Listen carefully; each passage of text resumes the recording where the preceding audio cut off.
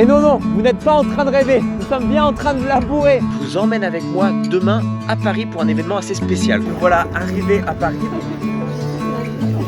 C'est presque un devoir citoyen de s'approvisionner français.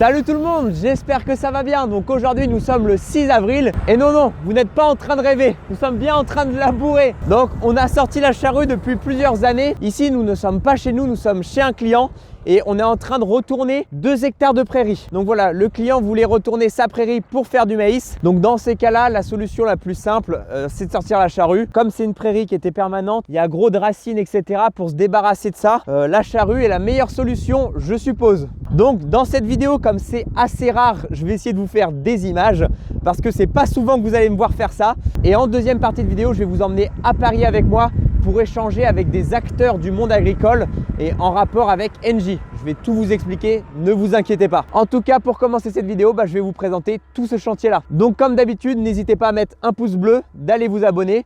Et je vous souhaite une bonne vidéo. Donc là on se retrouve dans la prairie, il y a 2 petits hectares à faire, ça va pas être trop long. Alors moi dans ma vie j'ai dû faire 3 fois de la charrue. En tout dans ma vie j'ai dû faire 30 hectares de charrue mais pas plus quoi. Je ne sais pas du tout régler une machine comme ça. Donc bon, mon père m'apprend, lui il a bien plus d'expérience. Il en a fait quelques années de la charrue. Il a quelques hectares au compteur.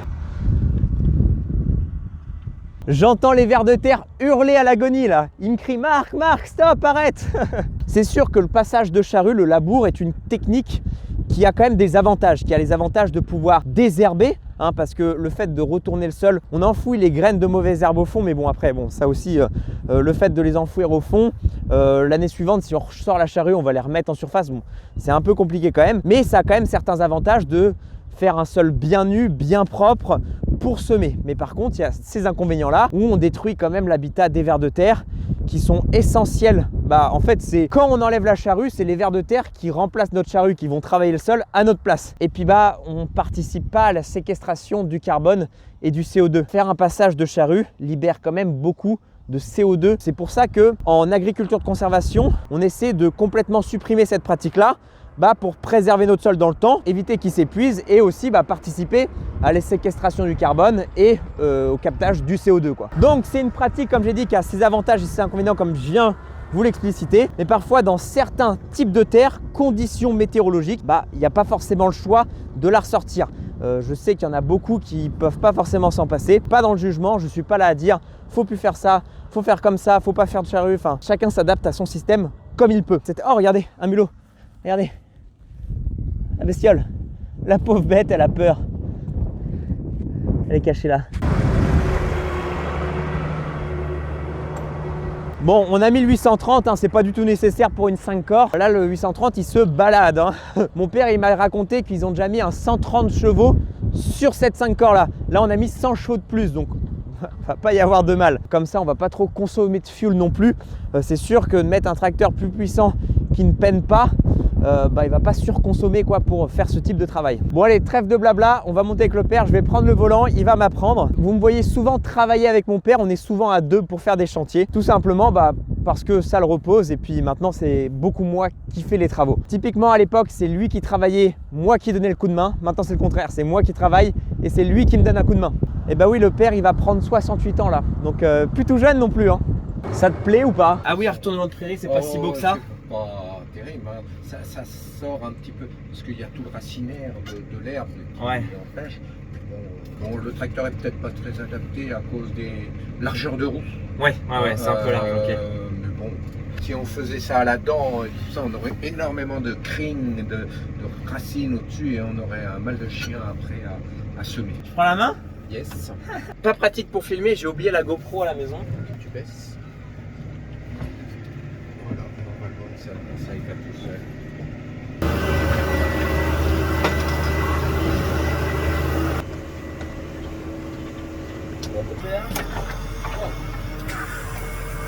Pas sur le chemin. Ah, ça fait du ballot quand ça se retourne, hein? Ah ouais. Pose quand la roue arrière tombe dans l'arrêt, toi. Voilà. Très bien. Bon, il y a 2 minutes je parlais, est-ce qu'on a des boulons de sécurité? Mon père a dit oui, on doit en avoir, mais ça c'est pas grave. Il y a un boulon de sécurité qui vient de casser. On en a? Ah merde, on n'a pas forcément... On a les boulons de sécurité, mais on n'a pas forcément les écrous. Bah forcément, il y a des grosses pierres, regardez. Regardez, quand il y a des trucs comme ça... Donc ici, bah, il y a des anciens chemins d'il y a très très longtemps. Avant, il y avait des chemins en pierre, etc. qui passaient. Forcément, le boulon de sécurité, ça sert à éviter que ça soit carrément ça qui casse, quoi. Quand ça force de trop là-dessus, il y a un boulon qui est en butée ici, qui vient se casser pour que le socle puisse s'effacer et passer l'obstacle. On n'a pas d'écrou. On a les boulons, mais on n'a pas les... Enfin, on a la vis, mais pas l'écrou. Oh la chance. On va falloir le défaire, ouais. Ah oui, peut-être d'anciens bâtiments, c'est ça que tu dis? Ouais. Vous voyez, notre masse, elle est quand même pratique. On emmène tous les outils qu'il faut, sauf les boulons de sécurité qu'on n'emmène pas. Bon bah super. Ouais, ça y va. Hop. Mais il casse par étirement. Ah ouais, d'accord, c'est pas comme le décompacteur. Ah oui, parce que moi le décompacteur ça m'est déjà arrivé, mais ça cisaille, ça force et ça casse en deux en fait. Ouais. Là ça l'étire.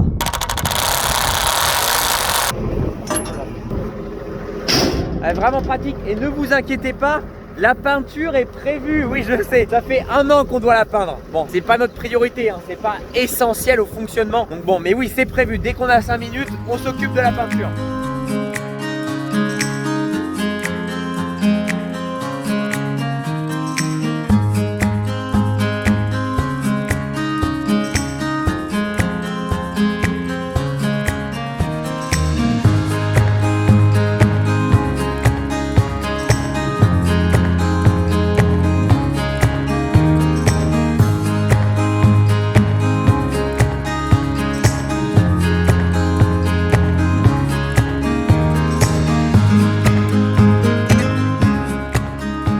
Encore un boulon de sécu qui a cassé.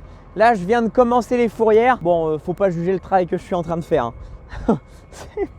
C'est pas très beau. Bon, faut savoir qu'ici, hein, la terre est sèche. Hein. On a peut-être l'impression à l'image que c'est humide, mais regardez-moi ça, c'est sec. Hein. Là, la pluie s'est invitée, mais ça va pas du tout nous empêcher de continuer le labour. Et bon, il y en a qui vont me dire, je pense dans les commentaires, ouais, tu aurais pu t'y prendre autrement pour détruire en agriculture de conservation. Typiquement, faire du glyphosate et après un coup de rotavator ou de rotative. Mais là, le truc, c'est qu'on a été prévenu au dernier moment pour faire ce travail-là, pour détruire la prairie. En fait, dans 2-3 semaines, on doit semer le maïs ici. Bon, on n'aurait jamais eu le temps de passer à des coups successifs de rotavator, etc. Surtout que il pleut à chaque fois entre deux. Donc bon, c'était le moyen le plus simple, je pense. Bon voilà, c'est reparti. Ça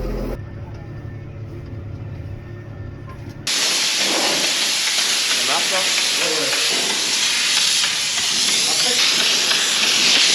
Et voilà, la charrue huilée et rangée à son emplacement de d'habitude. Bon, la vidéo ne va pas s'arrêter ici pour nous. Je vous emmène avec moi demain à Paris pour un événement assez spécial. J'ai été invité par Engie et Madines. Engie, vous connaissez, fournisseur de gaz, d'électricité qui est très connu en France. Et vous allez me dire pourquoi ces partenaires. En fait, ces partenaires vont s'impliquer dans l'agritech, dans l'agriculture de demain. Ils organisent une conférence à Paris où ils m'ont invité. Ils ont invité d'autres influenceurs. Donc vous allez voir avec qui je vais me retrouver. Il y aura une conférence, on va échanger avec tous ces acteurs-là. On va parler d'agriculture de demain, des prochaines innovations dans la tech. Donc moi, voilà, c'est quelque chose en quoi je crois, l'agriculture de précision, l'agriculture aidée par tout un tas de technologies. Donc on va se rendre là-bas, on va discuter avec tout ce monde-là. Moi, je vais essayer de tout vous retranscrire de manière la plus fidèle possible. Et je vais vous vloguer mon petit séjour à Paris. Et vous allez bien voir avec quels autres influenceurs je vais être. Je pense qu'il va y avoir une bonne humeur.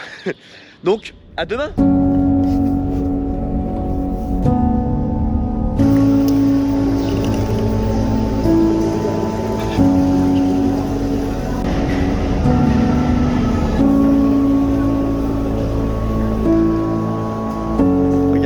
retard.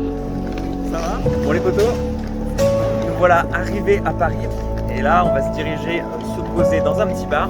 Certainement boire une bière. Ah oui, c'est sûr.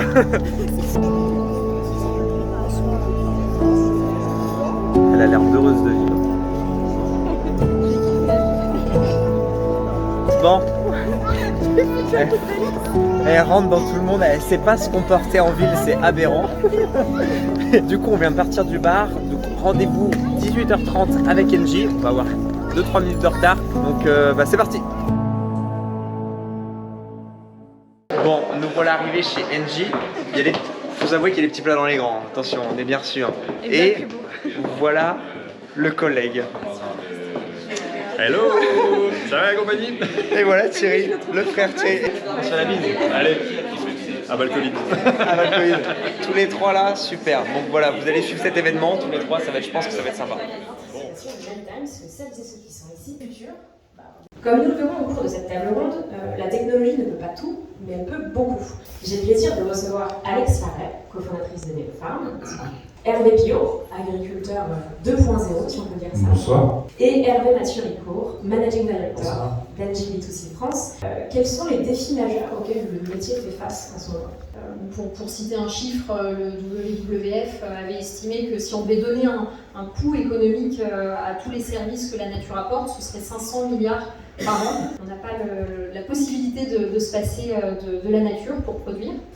Des enjeux d'aléas climatiques qui sont de plus en plus violents, de plus en plus rapprochés, gel, canicule, inondation, la terre qui est de plus en plus sèche. En France, on a à peu près 4 hectares par habitant. La Chine est entre 10 et 20 arbres, 0,1, 0,2 hectares. Donc ils ont 3 solutions. C'est de l'agriculture urbaine, ils en développent, il faudra qu'ils continuent. C'est de l'importation. Donc un vrai challenge pour nous, parce que non seulement il faut qu'on soit autosuffisant, mais on a des capacités à produire plus. Et le troisième élément, c'est d'aller conquérir des terres ailleurs. L'Afrique, elle peut avoir les moyens de se nourrir. On ne peut pas regarder le problème alimentaire et agricole uniquement franco-français et même pas uniquement européen. Tout se tient et tout continuera à se tenir. La globalisation du marché de l'alimentation est inéluctable par le fait que la population est très mal répartie par rapport à ses capacités à se nourrir localement. Je pense que quand on a la chance d'être à Paris ou dans toute la France au milieu de terres très fertiles avec des vrais savoir-faire agricoles partout, qu'on peut contester un certain nombre de choses, mais globalement de vrais savoir-faire, on se doit, c'est presque un devoir citoyen, de s'approvisionner français. Il faut peser la chance qu'on a chez nous d'avoir la diversité de produits qu'on a encore. Depuis que l'homme a domestiqué la nature, on a domestiqué 6500 espèces de plantes. 80% de l'humanité en mange 20, dont 4 qui font 60% de l'alimentation. Le blé, le riz, le maïs et les pommes de terre. Le monde agricole est probablement celui, parmi tous ceux avec lesquels on travaille, qui va être le plus à produire de l'énergie d'une façon complètement différente, avec du solaire et avec du biogaz. Alors un autre élément qu'il faut faire attention, c'est qu'il ne faut pas mettre des choses très vertueuses chez nous et générer de l'émission de carbone par délégation en important de l'alimentation des pays qui sont beaucoup moins rigoureux que nous. Et ça, c'est un enjeu énorme. En clair, si on produit moins chez nous et qu'ils détruisent l'Amazonie pour cultiver là-bas, je ne suis pas sûr que l'effet sur le carbone soit si terrible que ça, et sur plein d'autres choses aussi. C'est non seulement un impact négatif, environnemental négatif, mais aussi social. Quand on achète des légumes pas chers, effectivement, c'est qu'ils ont été produits dans des conditions environnementales et un coût social de casse qui est assez fort. Pour revenir sur l'agriculture de conservation, le principe c'est de se dire qu'on va faire en sorte d'avoir un sol riche. C'est ça la principale approche d'un modèle comme l'agroécologie. En réalité, si on a un sol riche, on a moins besoin de s'occuper de la plante parce que c'est le sol, c'est un sol riche qui va avoir des matières, des micro-organismes qui vont se nourrir, qui vont permettre de nourrir la plante. Donc, en essayant de faire en sorte de moins travailler en profondeur, de ne pas retourner les horizons pour ne pas avoir les bébêtes qui aiment bien être au-dessus, en dessous et vice-versa. C'est des choses qui permettent vraiment d'agir. Et alors, Hervé Mathieu, vous chez Engie, vous travaillez beaucoup avec les agriculteurs sur le biogaz. L'agriculture nous nourrit, mais vous savez quoi, l'agriculture un jour va nous chauffer. Là, on a un chiffre très simple.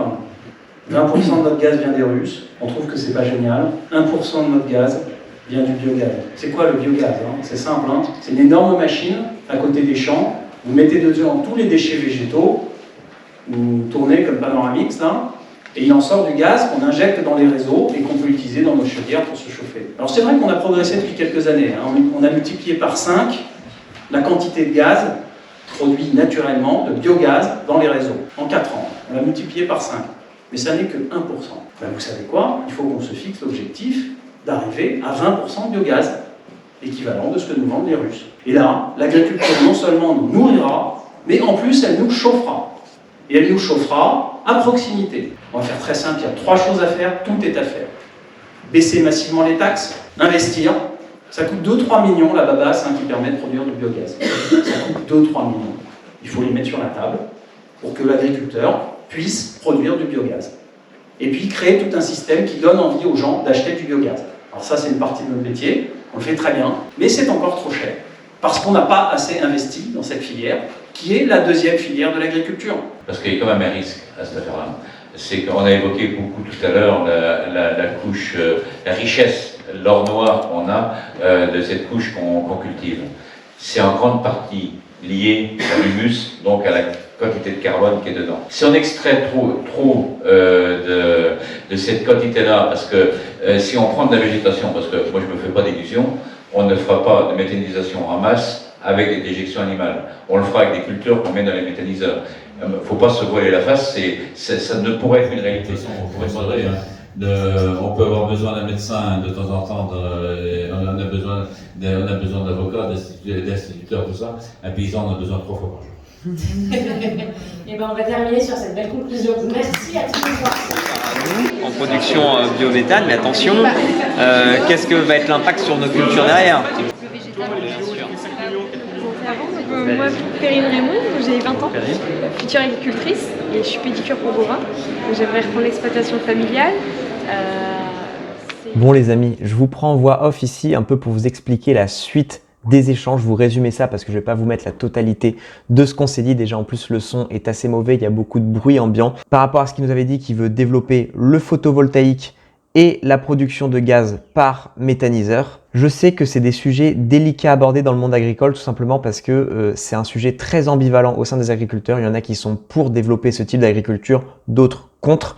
Du coup, c'est pour ça que moi j'ai fait un peu un rôle neutre, un peu de journaliste, de relever les faits, poser les questions. Donc on a posé des questions notamment par rapport à la production de végétaux qui ne vont plus du coup aller à destination de l'élevage mais pour la destination de méthaniseurs. Comment Engie voyait tout cela. On avait parlé aussi par rapport à l'agriculture de conservation, c'est exporter énormément de végétaux pour aller nourrir des méthaniseurs, ça peut appauvrir nos sols, etc. Donc Hervé Mathieu est bien conscient de tous ces enjeux-là. Donc c'est pour ça qu'il nous a contactés, c'est pour ça qu'il échange énormément avec les agriculteurs, justement pour essayer de travailler avec nous dans la bonne direction, pour qu'ils puissent connaître tous nos enjeux, tous nos besoins. Après que Perrine et moi, nous lui avons posé plusieurs questions et pas mal challengé, il a bien compris que nous, les agriculteurs, allons être très attentifs à savoir comment ils vont développer ça tout en nous respectant. Donc voilà, aujourd'hui, je pense que cet échange était assez constructif et on verra dans l'avenir comment tout ça va se développer et si on arrive à travailler main dans la main. Donc voilà, j'ai voulu vous résumer tout ça plus rapidement que de vous laisser la totalité des rushs. Je vous laisse maintenant avec la suite. On va rentrer avec l'équipe. On va aller boire un dernier verre avec Thierry, Perrine et Marine. Marine, je vous l'ai déjà présenté, c'est mon agent, elle était déjà au salon de l'agriculture. Donc on va aller tous ensemble s'amuser un peu, quoi, boire un dernier verre. On profite, on est à Paris, quoi. Elle est toujours en train de bosser. Pépé, toujours fringante. Moi, je pars en vacances. Et le Thierry, toujours là, impeccable. Et Benoît, voilà, lui aussi influenceur, qui fait le tour avec son van, le Tour de France. Ouais, voilà. Pas le Tour de France, mais moi je monte pas trop dans le Nord. Moi, passer Lyon. Passer Lyon. Voilà, on est bien reçus, les petits fouets de ça. Donc, merci à Engie et Madines. De retour, les potos. Bonne nouvelle, on va se coucher. Et voilà, de retour de Paris. Donc, je suis rentré ce matin. Je suis resté à peine 12 heures à Paris, donc c'était un séjour assez court. Là, on reprend le travail, donc c'était vachement sympa hier soir. Je suis un peu fatigué là. Hier soir, on s'est quand même couché à plus de 2 heures. On a repris une bière après avec Thierry, Perrine, Marine. En vrai, c'était vachement sympa. On voit les collègues, ça fait une petite sortie. Maintenant, reprise du travail. Et en tout cas, j'espère que ça vous a plu. Donc, n'hésitez pas à mettre un pouce bleu, allez vous abonner. Et je vous dis à dans une prochaine vidéo.